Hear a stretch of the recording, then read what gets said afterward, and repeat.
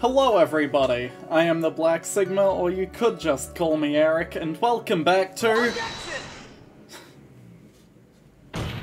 What else? Wait a second. What? So the basis of your argument that this was a premeditated murder is simply that my client brought a knife beforehand? That's right, pal. The defendant did not buy this knife. Huh? Take a good look at the handle of this knife and you'll see what I'm talking about. Huh? It has a Gatewater seal set into the handle. Gatewater? I think I've heard that name somewhere before. That's the name of the hotel. The Gatewater Hotel. Uh-oh. The murder knife was actually property of the hotel, which means this murder was not premeditated. Yes, that is very true. This is a very big... I prefer your tisk tisk tisk. What is it, Mr. Edgeworth? I'm sorry, but the defense is simply too careless. What? I think whether the crime was premeditated or not has already been determined. How so? I admit this knife is hotel property. There is no one currently on the police force dumb enough not to realize this. But I didn't know... Oh. The question is... where did this knife come from? Why, that's obvious. It came from the victim, Mr. Karida's room. Sorry, Your Honor, but that is incorrect. The victim ate a last meal before he was murdered. With that being the case, I would like to draw the court's attention to what is on top of the table. There is a knife and fork on the table. Then, where in the world did this knife come from? If it pleases the court, I would like for us to recall the room of the defendant, Mr. Matt Engarde. Especially what was on top of his table. There is something missing. Perhaps, is it a single knife? It was. We investigated the leftover dishes for fingerprints, and while we were investigating, we came to the conclusion that Mr. Matt Engarde's knife was missing. Mr. Engarde had gone to the victim's room with the knife he had used during dinner. Why would he carry a knife on a visit? To kill, of course. And with that, I believe the prosecution has proven this was a premeditated murder. Amazing, Mr. Edgeworth. Absolutely brilliant. A brilliantly clear deduction. It seems like Edgeworth had this planned from the very beginning. This must be one of those traps, and I just walked headlong into it. A murder weapon with fingerprints and a button from the victim's costume. There is quite a sizable amount of evidence here.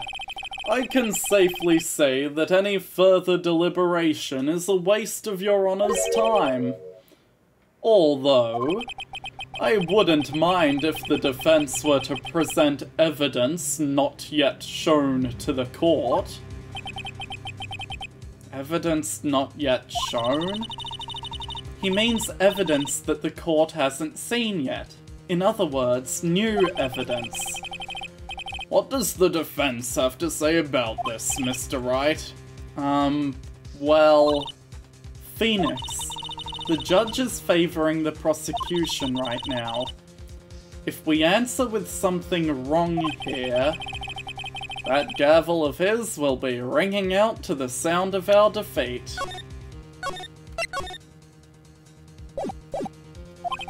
Mr. Wright, do you have something important and necessary to present to this court?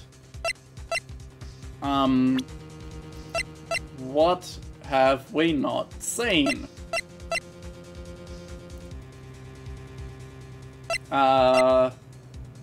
Lotta's camera probably has some, valuable evidence.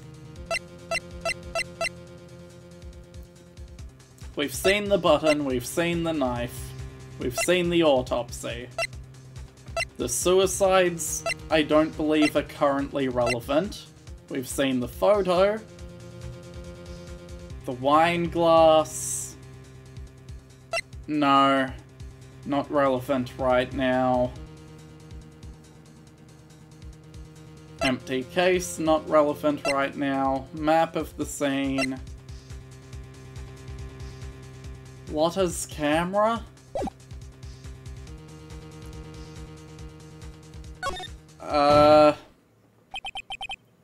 There's one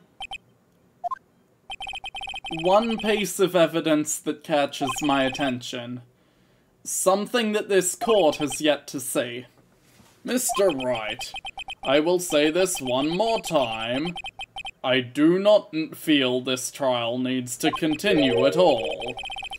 However, I am giving you one chance, and only one. What the judge is saying, right, is don't try pulling one of your usual bluffs here. If I mess this up, it's curtains for all of us. You may now present one, and only one, piece of evidence. Now then, what is this important evidence that you must show to the court? Clearly it's my badge, Your Honor.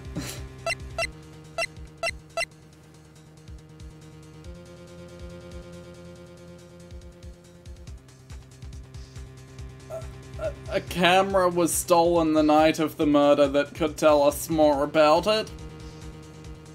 Take that! Sorry, Wright, but this time your bluffing steered you wrong. I can see nothing strange about this piece of evidence. Wait. I am a man of my word, Mr. Wright. That hurts. That's enough. Court sees no reason to further prolong this trial. We find Matt Engarde guilty. The accused will surrender to the court immediately. The court is adjourned.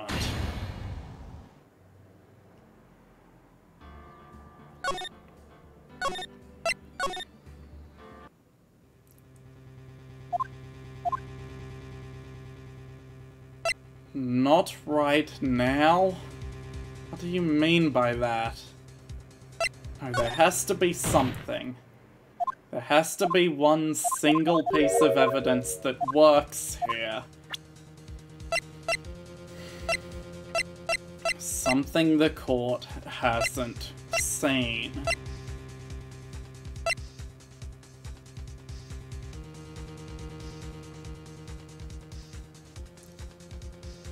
This isn't relevant to the current moment, is it?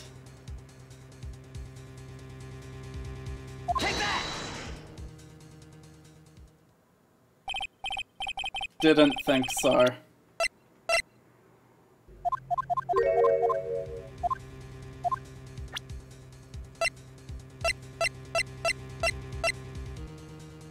Take that! What? It was the tomato juice? Well, I was bluffing about that, but I guess Phoenix wasn't. Please take a look at the photo of the scene one more time. The scene is a mess because of the victim's struggle against his assailant.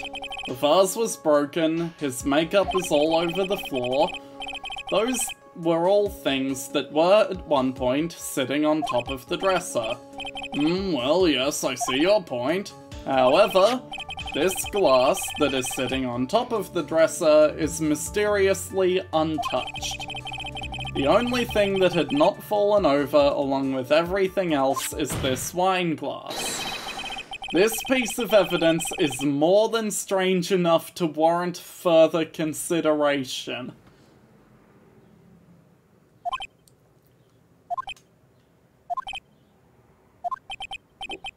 Well, what do you all have to say? Well, yes, it is a little peculiar. Yeah, isn't it? I thought it was. You can stop looking at me with those puppy dog eyes of yours now. Mr. Edgeworth, what is it, Your Honor? Your opinion? You don't need my opinion, because there is no special meaning to that glass. What? It's safe to say that the glass was set there after the crime took place. By the person who discovered the body, Adrian Andrews, for example. She could have easily been so shocked that she set the glass down without thinking. That does sound very plausible, Mr. Wright. Could Ms. Andrews have really set that glass down without thinking? No. She thinks through everything.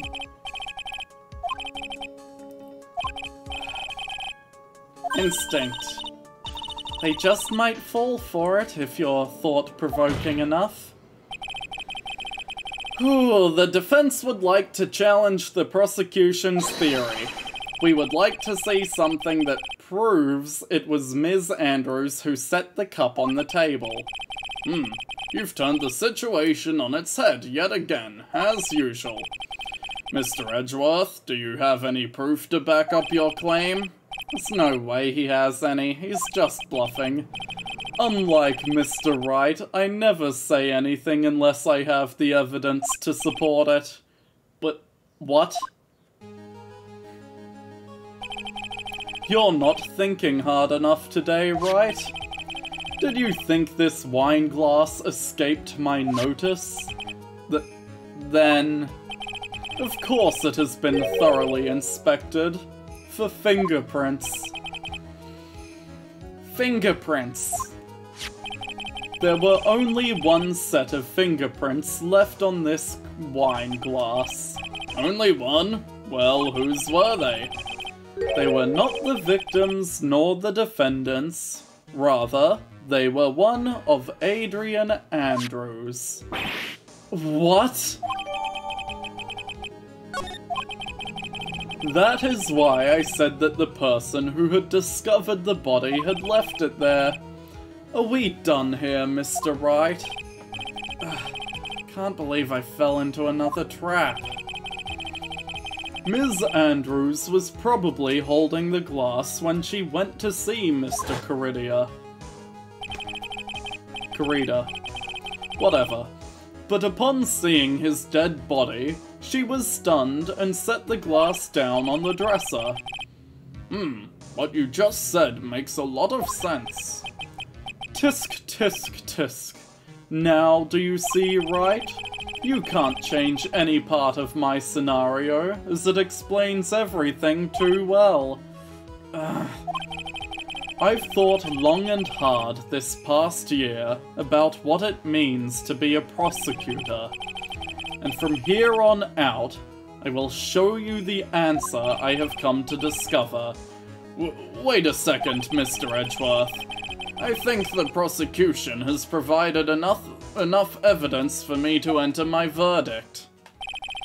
Unfortunately, I cannot allow you to pass judgment yet. The prosecution has yet another witness we would like the court to hear from. Another witness? Yes. Bailiff, please bring in the next witness. What in the world is Mr. Edgeworth thinking? He's going to help us find the truth, no matter what. Now then, witness, please state your name and occupation. Witness, your name and occupation, please. Oh! Heh. Gotcha. G-O-T-C-H-A. Fine, I'll spell it. Ugh. I wonder what happened to that calm composure he had earlier. Oh, Edgy boy. It's been, what, a year since we last met, hasn't it? You should be more happy to see me. I saw the report with her testimony, but who knew that under that helmet it was the Wicked Witch of the witness stand? I tell you, this time I know what I'm supposed to do. So today I'm gonna tell you anything and everything, even things that don't have to do with that terrible crime. Ms. Witness, that terrible crime is all the court needs to know. Oof! Shush, I'm talking to my dear Edgy Wedgy right now. Don't interrupt us, Gramps. Yes, madam.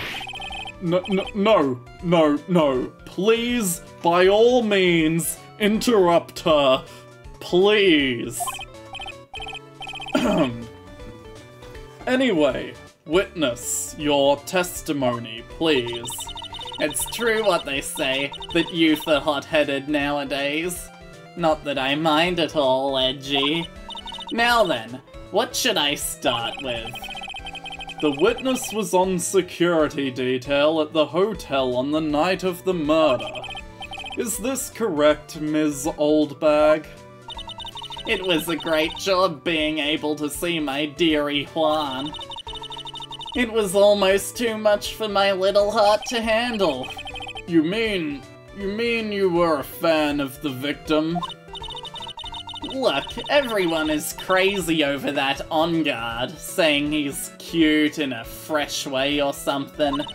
But not me, I wouldn't say anything so silly. After all, I have no interest in a little child like him. Aren't they the same age? Yeah, they're both 21 and you are indeterminate. I'm only interested in a real man, Juan Carita. But those... Thank you, Phoenix. Anyway, as I was saying, I was pacing in front of his room that night. Very well, please tell the court what you witnessed the night of the murder. Leave it to me, Edgy Poo. Okay. Anyway, after the ceremony, I went to pace around in the hallway in front of his room. It was something I was interested in finding out, you know? Well, since I was on the job, I made sure to keep a good eye out the whole time. That's when someone showed up. It was a man coming out of poor Juan's room. It was Engarde, Matt Engarde. He was trying to sneak his way out of Juan's room. Was it Matt Engarde? Or was it the Nickel Samurai? You may be wondering what I mean. What I mean is the amount of cases we've had to deal with where it was someone witnessing clothes that are normally the defendant's. Like the Steel Samurai costume worn by Jack Hammer instead of Will Powers. Maya's costume worn by Mimi Miney pretending to be Eenie Miney, pretending to be her dead sister. That was her. But point is, it happens a lot. Hell, even a statue of a man was wearing a man's clothing in the last case. So, Mr. Engarde came out of the victim's room. Has to be him, he's the murderer. I see. Mr. Wright, begin your cross-examination.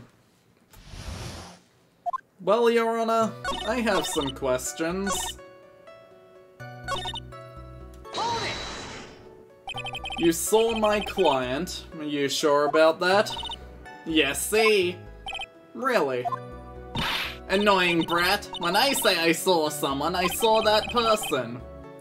Why do I get a sense of deja vu? Maybe to avoid a repeat of last year, I should delve into this a bit further. Please tell the court about the man's clothes in more detail. What a troublesome man you are. Really, as if something like that matters. But it does. Now, what was it? Oh yes, it was that thing. What thing? That gaudy thing he's always wearing. That racing jacket. Huh. He was wearing that at the detention center too.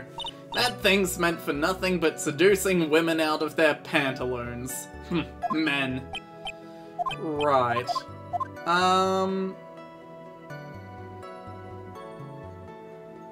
Her testimony just now wasn't that important.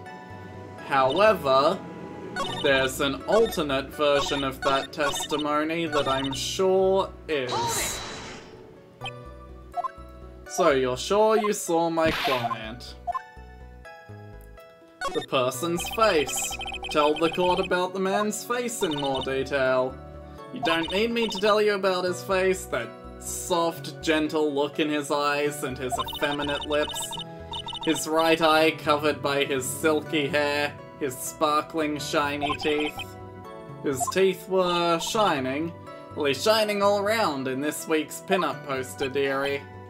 This week's pin-up. What do you... I mean, don't care how he looks in this week's issue. Please stay with what you saw that night. What? Engarde's face is the same no matter where it is. Was this testimony important or relevant? Damn it. I was gonna say his right eye being covered by his hair. Maybe it was the wrong side, but no. My left, his right. That's correct.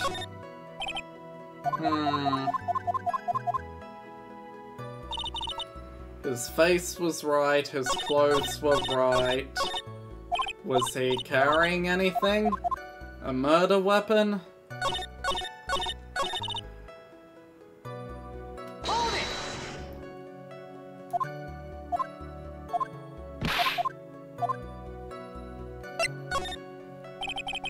What was the man you saw carrying? In which hand, his right or his left? Now this is a real mess. I mean, I can't be expected to answer such a vague question. Indeed, please be more specific with your question. What was he carrying in his right hand? Ah, he wasn't carrying anything in that hand. Then how about his left? Empty. Well, this has been a whole lot of nothing. So, Mr. Wright, was that important or relevant?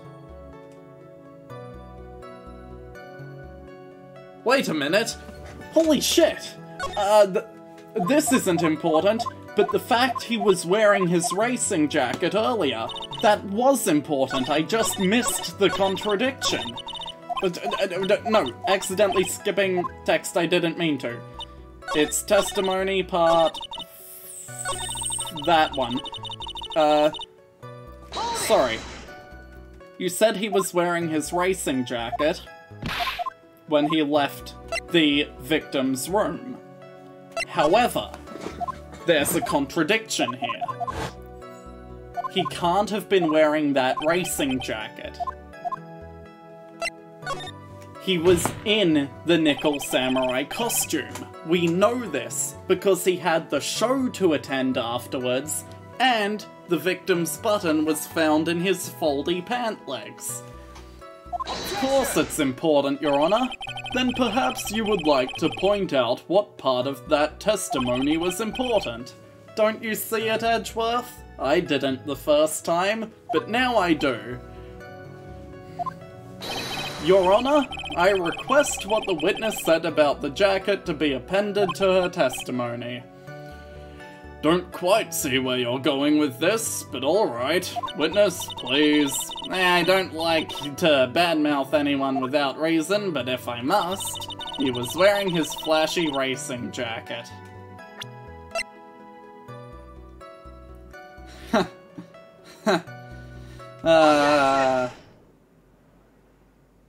Ms. Oldbag. What? Don't say my name for no reason.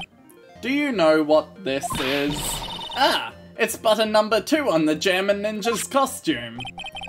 Now I know she's an obsessed fan, and she identified it in a single glance. Give it here! Give it here! If you don't give it to me, I'll punish you with this! Wow. She really is a die-hard fan to want a button covered in blood. This button was discovered on Mr. Engarde's body during a full-body search. See? This button proves beyond a shadow of a doubt it was that rascal Engarde. But it was caught up in the pleats of his nickel samurai hakama pants. See? And Engarde is the nickel samurai. Witness? Now, it may just be me, and I do have an active imagination, but just now, didn't you just say that the defendant, Matt Engarde, was wearing his usual racing jacket? Ah, I'm so sorry. Sorry that you judge people based on what they wear. If I wore the trendiest dress, then maybe I'd have to put up with wearing a ridiculous space age outfit. This is hideous, right? I've got a tape recorder stuck to my chest. It's so heavy I should have switched to CDs. Keep the dream... Now take a look in the mirror. Your clothes documentary on curling. You should take a tip from Edgy Pearl. Now hold your tongue still for 1 second.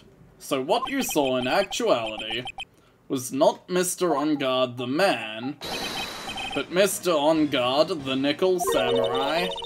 But when you think about it, they're really one and the same anyway. Ms. Oldbag, this is a very important point we're talking about. Edgy Poo, do you think so too? Well, it might be something worth considering. Just say it's important and agree with me for a change. Witness, think carefully and try to remember as much as you can before you testify. Alright, if you insist. I should be the one sighing, not you. And we'll deal with the rest of your testimony in the next episode. Bye.